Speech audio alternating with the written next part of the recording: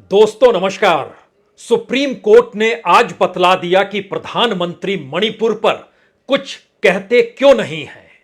बीते 3 महीनों से प्रधानमंत्री खामोश क्यों हैं मणिपुर को लेकर।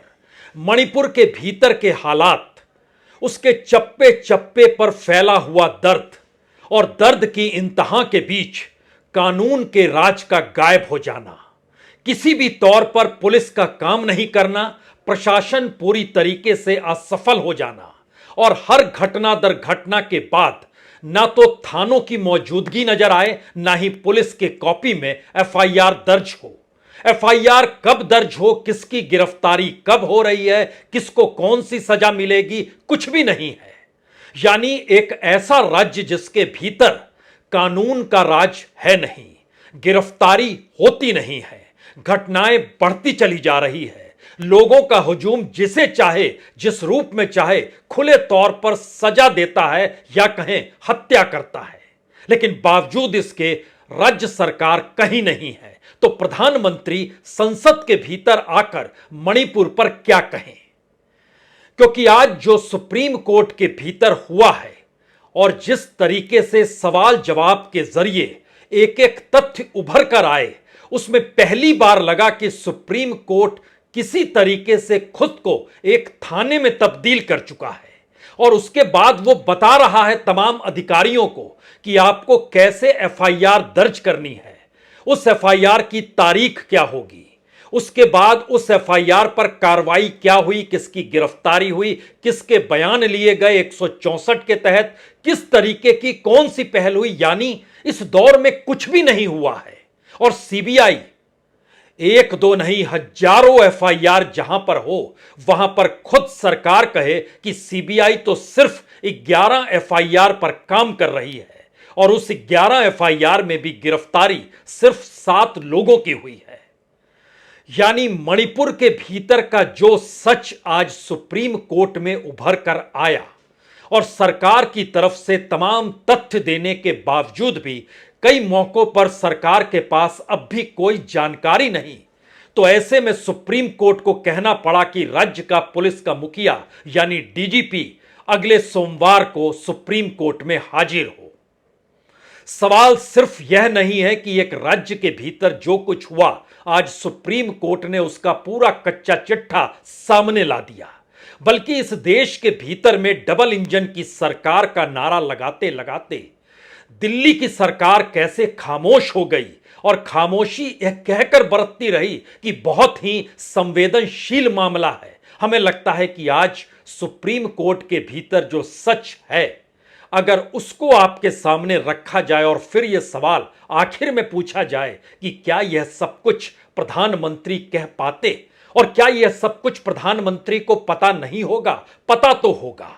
गृह मंत्रालय पूरे तरीके से सक्रिय है, राज्य में बीजेपी की सरकार है तो एक एक सूचना लगातार मिल रही है। आईबी के बड़े बड़े अधिकारी, सेना की मौजूदगी, अर्धसैनिक बलों की मौजूदगी, तमाम रिपोर्ट तो हर दिन हर वक्त लगातार दिल्ली पहुंचती रहती है, तो प्रधानमंत्री यह सब बिल्कुल जानते होंगे। तो क्या यह सब कहने की हिम्मत उनके भीतर अब नहीं रही है?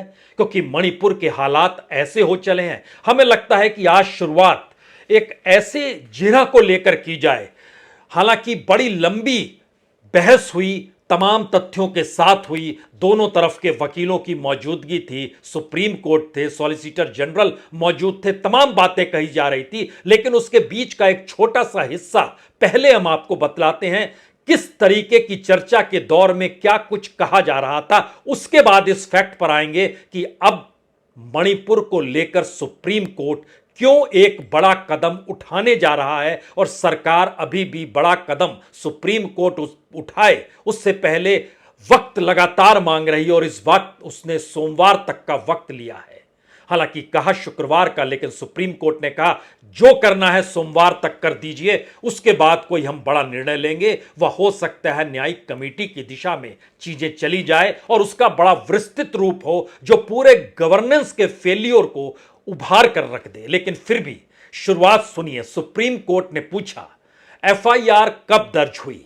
सॉलिसिटर जनरल जो सरकार के प्रतिनिधि हैं वहां पर, मामला 4 मई का था, 0 एफआईआर 16 को दर्ज की गई। मणिपुर हिंसा में अब तक 6,352 एफआईआर दर्ज की गई है। सुप्रीम कोर्ट ने अगला सवाल पूछा, तो क्या 0 एफआईआर 16 जून को दर्ज की गई और अभी तक कोई गिरफ्तारी क्यों नहीं हुई? घटना तो 4 मई की थी। सरकार का जवाब, अभी तक कोई जानकारी नहीं है। सुप्रीम कोर्ट, एक बात तो बहुत साफ है कि एफआईआर दर्ज करने में बहुत देरी की गई। सरकार का जवाब, सुप्रीम कोर्ट में जब यह मामला उठाया, जांच उससे पहले जारी हो गई थी, यानी शुरू हो गई थी। इसी बीच में पीड़िता के वकील ने कहा, सिस्टम से डेटा ऑटो डिलीट हो गया, सीसीटीवी डिलीट हो गए, ऐसा नहीं होना चाहिए था।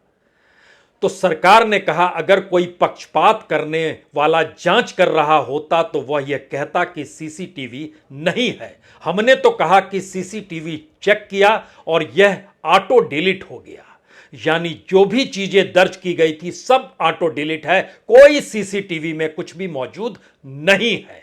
इस परिस्थिति को स्वीकारती है सरकार और यह कहकर और छाती ठोककर स्वीकारती है, देखिए ऑटो डिलीट हुआ है, हमारा इसमें कोई दोष नहीं है। बहरहाल सुप्रीम कोर्ट उसके बाद सवाल करता है, एफआईआर 7 जुलाई को दर्ज की गई और मामला 4 मई का था। किसी महिला को कार से बाहर खींचा गया और उसके बेटे की हत्या कर दी गई। यह बहुत गंभीर मामला है। सरकार कहती है, इस मामले में सीसीटीवी मौजूद था, लेकिन हम गुनहगारों को इसलिए नहीं पहचान पाए क्योंकि हजारों लोगों की भीड़ थी, जंगल राज था, वहां पर हजारों लोगों की भीड़ थी, तो गुनहगार को हम कैसे पहचानते? गजब का तर्क। लेकिन उसके बाद सुप्रीम कोर्ट कहता है, लड़के को जला दिया गया, एफआईआर में धारा 302 क्यों नहीं जोड़ी गई? ऐसा क्यों? जवाब सुनिए, सरकार कहती है, एक बार पोस्टमार्टम हो जाए यह धारा भी जोड़ दी जाएगी। किस मानसिकता से, किस तरीके से सरकार के जवाब हैं, जहां पर हत्या खुले तौर पर हो रही है, हिंसा का तांडव खुले तौर पर हो रहा है। तब सुप्रीम कोर्ट कहता है, 1-2 मामलों को छोड़ दिया जाए, ऐसा लगता है कि ज्यादातर में कोई गिरफ्तारी नहीं हुई है, जांच पड़ताल बेहद ढीली है, लेथार्जी हो चले हैं। एफआईआर दर्ज होने में जो वक्त लग रहा है कि गिरफ्तारी तक नहीं हुई, बयान दर्ज नहीं किए गए, इसके क्या मतलब है? सरकार कहती है, मैं कोई सफाई नहीं दे रहा, पर ग्राउंड पर हालात बहुत खराब हैं। सॉलिसिटर जनरल सरकार के नुमाइंदे के तौर पर सुप्रीम कोर्ट में कह रहे हैं, ग्राउंड पर हालात बहुत खराब हैं। तो सुप्रीम कोर्ट कहता है, इसका मतलब है कि 2 महीने से हालात बहुत खराब हैं और एफआईआर दर्ज करने में कोई मदद नहीं दी गई पुलिस के जरिए आम लोगों को। क्या कानून नहीं है? आप एफआईआर दर्ज नहीं कर पा रहे, पुलिस गिरफ्तारी नहीं कर पा रही, और आप जो बता रहे हैं उससे लग ऐसा रहा है कि मई के शुरुआत से जुलाई तक कोई कानून था ही नहीं। यह मशीनरी की नाकामी है कि आप एफआईआर भी दर्ज नहीं कर पा रहे हैं। क्या ऐसा नहीं है कि पूरे स्टेट की मशीनरी फेल हो गई है? सॉलिसिटर जनरल खामोश हो जाते हैं, कहते हैं, ग्राउंड पर हालात बहुत खराब हैं। यह बहुत छोटा सा हिस्सा है उस बहस का जो तकरीबन 2 घंटे तक चली, और सवाल उसके बाद यह निकल कर आया कि अगर मणिपुर के हालात पर इस देश के प्रधानमंत्री भी पार्लियामेंट के भीतर कहने आए तो क्या कहते? तमाम फाइलों को, तमाम फैक्ट को कहा गया था सरकार की तरफ से पेश करने के लिए, सुप्रीम कोर्ट में कल ही कहा गया था, लेकिन सरकार सब कुछ पेश नहीं कर पाई, नहीं बतला पाई अभी भी। तो सुप्रीम कोर्ट को बतलाना पड़ा कि अब आने वाले वक्त में आपको किस तरीके से फाइल तैयार करनी है, और हम आपको वक्त सोमवार तक का दे रहे हैं, अन्यथा हम कोई बड़ा कदम उठाने जा रहे हैं। और जरा देखिए, सुप्रीम कोर्ट को कहना पड़ रहा है सरकार को कि आप एक लिस्ट बनाइए, घटना कब हुई, 0 एफआईआर कब रजिस्टर हुआ, रेगुलर एफआईआर कब दर्ज की गई, विटनेस स्टेटमेंट कब दर्ज किया गया, 164 के तहत स्टेटमेंट कब लिया गया, किस दिन किसकी गिरफ्तारी हुई। यह सब कुछ आप सिस्टमेटिक क्यों नहीं तैयार कर सकते हैं? यानी बीते 3 महीनों से कोई काम नहीं हुआ और जो फैक्ट बतलाए गए वो इसलिए हैरान करने वाले हैं क्योंकि एक एक करके जो जानकारी दी गई उसमें ऐसा नहीं है कि एक बार हत्याओं का दौर हुआ तो स्टेट संभल गया, दूसरी बार हत्याओं का दौर हुआ तो स्टेट संभल गया, तीसरी बार हत्याओं का दौर हुआ तो भी स्टेट नहीं संभला। तो फिर गवर्नेंस कहां है, मशीनरी कहां है, राज्य सरकार कहां है, मुख्यमंत्री कहां है? मुख्यमंत्री से संपर्क साधे हुए देश के गृह मंत्री क्या कर रहे हैं? क्योंकि आज सुप्रीम कोर्ट में एक एक करके जब पूछा गया बताइए कितनी एफआईआर है, तो जानकारी मिली कि स्टेट ने सबमिट की है 6,496 एफआईआर। कुल एफआईआर की तादाद 6,523 केस रजिस्टर्ड किए गए हैं और सुप्रीम कोर्ट में जो बताना है उसमें 6,493 बताना है। पूछा गया कितनी हत्या हुई, कहा गया 150 हत्याएं हुई, कहा गया 150 हत्याएं हुई, उसमें से कब किस रूप में हुई है बता सकते हैं? जानकारी दी गई और जो डाटा रखा गया उसमें बताया गया कि 3 मई से 5 मई के बीच में 59 लोगों की हत्या हो गई थी। और याद कीजिए उस दौर में जब 3 से 5 लोगों के 3 से 5 मई के दौर में कर्नाटक के भीतर प्रधानमंत्री और गृह मंत्री की मौजूदगी थी। 59 लोग मारे जा चुके थे और इस देश की सत्ता चुनाव में मशगूल थी। और उसके बाद ऐसा भी नहीं कि सरकार होश में आ गई हो या राज्य सरकार ने कोई पहल कर दी हो या मणिपुर पुलिस सक्रिय हो गई हो या वहां पर अर्धसैनिकों की मौजूदगी और तैनाती जो कई कंपनियों, दर्जनों कंपनियों के आधार पर की गई, उसके बाद भी खामोशी आई हो। जी नहीं, सुप्रीम कोर्ट में जानकारी दी जाती है 59 हत्याएं 3 मई से 5 मई के दौर में होती है और फिर 27 मई को दोबारा हिंसा का तांडव। 27 से 29 मई के बीच में 48 घंटों के भीतर 28 लोगों की हत्या होती है। उसके बाद 9 जून को एक बार फिर 13 लोगों की हत्या होती है। इन सभी को अगर आप जोड़ दीजिएगा तो भी स्थिति 100 हत्या तक बनती है और 150 हत्याएं, बाकी 50 हत्याएं सिलसिलेवार तरीके से अलग अलग दौर में लगभग एवरेज हर दिन 3 से 4 लोगों की हत्या हो रही है और स्टेट कुछ भी नहीं कर पा रहा है, गवर्नेंस फेल है। सुप्रीम कोर्ट ने पूछा कितने लोग घायल हुए, जानकारी दी गई 502 लोग। कितने केस थे इनको लेकर? 501 केस लूटपाट और आगजनी के केस थे। कितने लोग अरेस्ट किए गए? बताया गया 252 लोग अरेस्ट किए गए। फिर पूछा गया कि जो एफआईआर पर सीबीआई काम कर रही है उसका क्या हकीकत है? जानकारी दी गई कि सिर्फ 11 एफआईआर पर सीबीआई काम कर रही है, जिसमें 7 लोगों को गिरफ्तार किया गया। ये 11 की 11 एफआईआर महिलाओं के खिलाफ हिंसा को लेकर है, बच्चों की हत्याओं को लेकर है। तब सुप्रीम कोर्ट को यह कहना पड़ा कि इसका मतलब बहुत साफ है कि आपके जहन में 6,500 से ज्यादा एफआईआर और इस वक्त सिर्फ आप 11 एफआईआर पर काम कर रहे हैं और सीबीआई के हवाले चीजें की गई है और आप खुद कह रहे हो कि इस तरीके से सारे मामले सीबीआई जांच करेगी।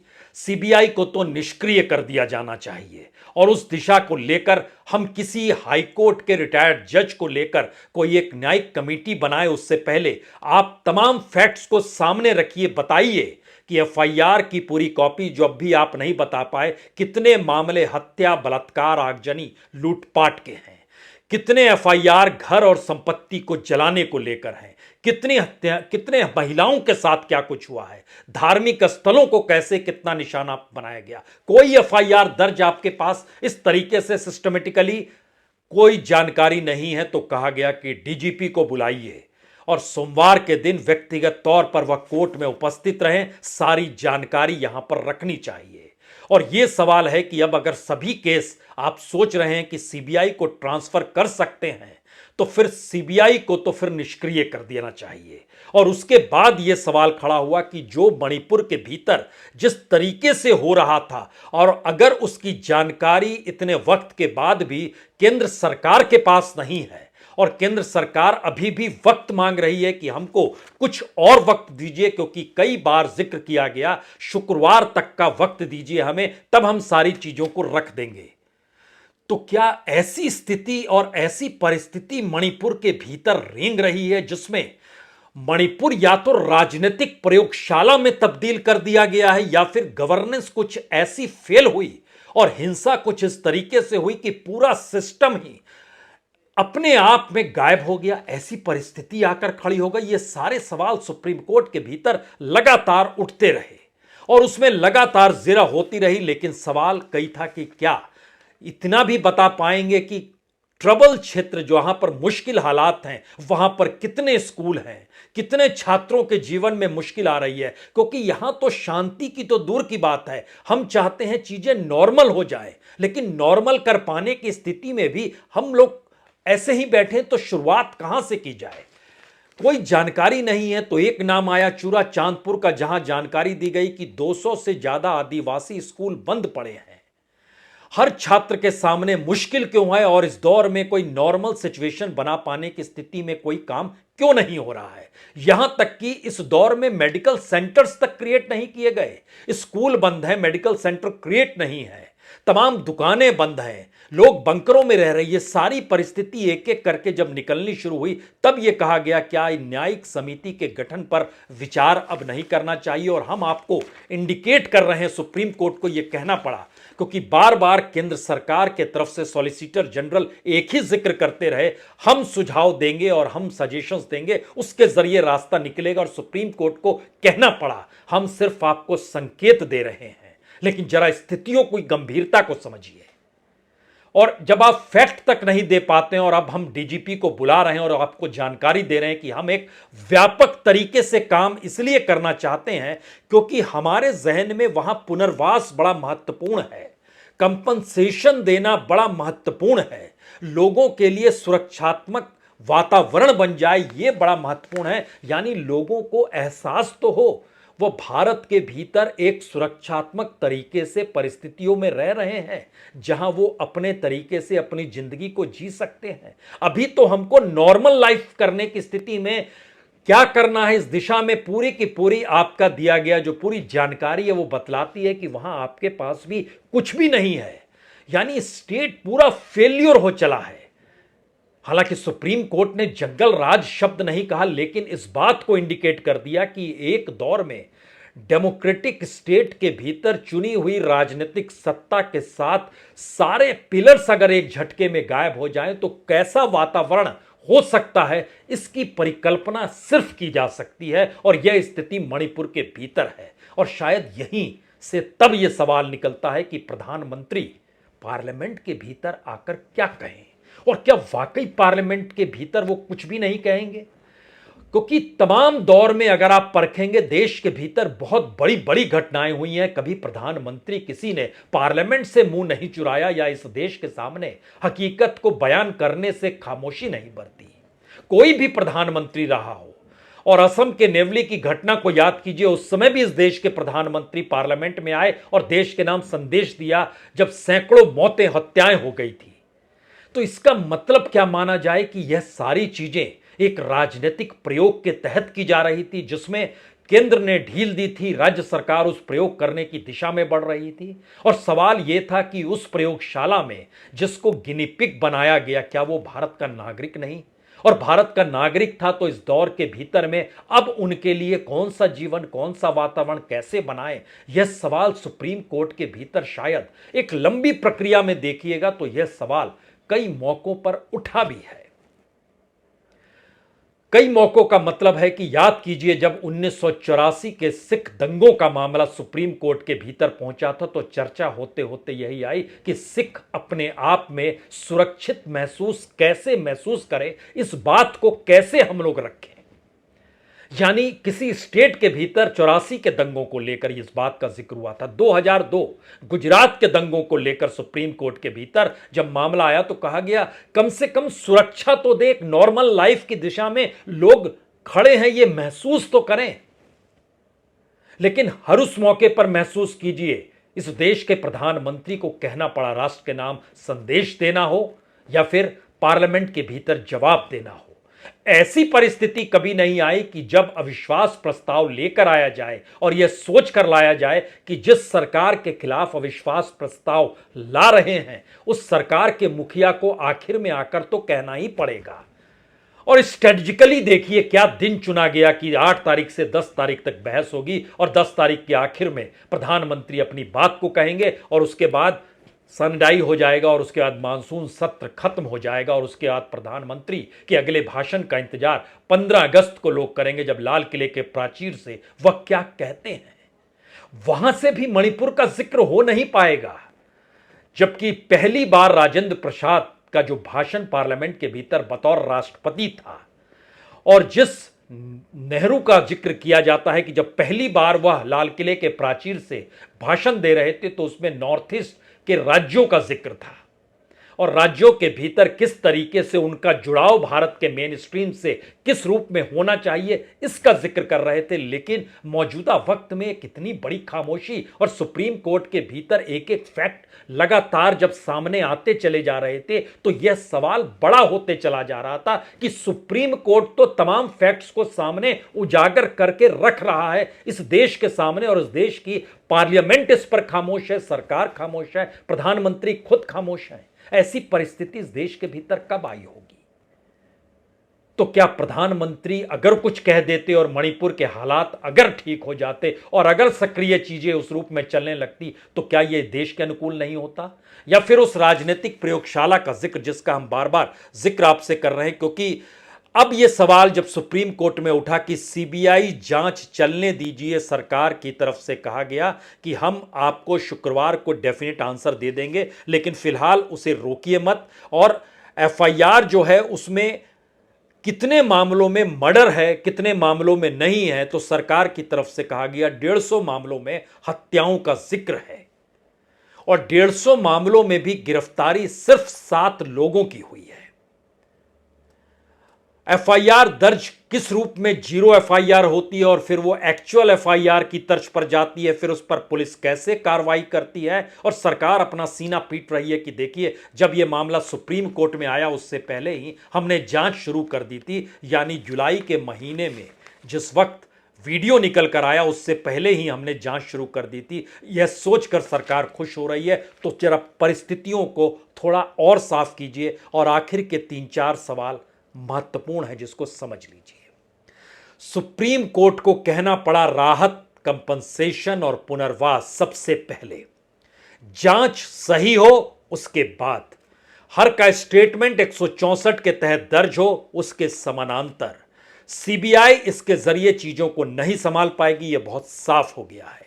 जो कमिटी बने, अब जो परिस्थिति में हम जा रहे हैं उसको बहुत व्यापकता के साथ लेना होगा, उसमें हर तरीके से इस बात को कहीं ना कहीं समेटना होगा कि किस तरीके से 6,500 एफआईआर अगर उसी को बेस बना लिया जाए तो फिर स्थिति कम से कम अनुकूल करने के लिए यह तो समझिए कि मौजूदा वक्त में मॉर्चुरी में ही जो ट्राइबल्स के शव रखे हुए हैं उसकी पहचान करा पाने की स्थिति में गवर्नेंस अभी तक नहीं आ पाई है, सरकार अभी तक नहीं आ पाई है। ऐसी स्थिति कब थी?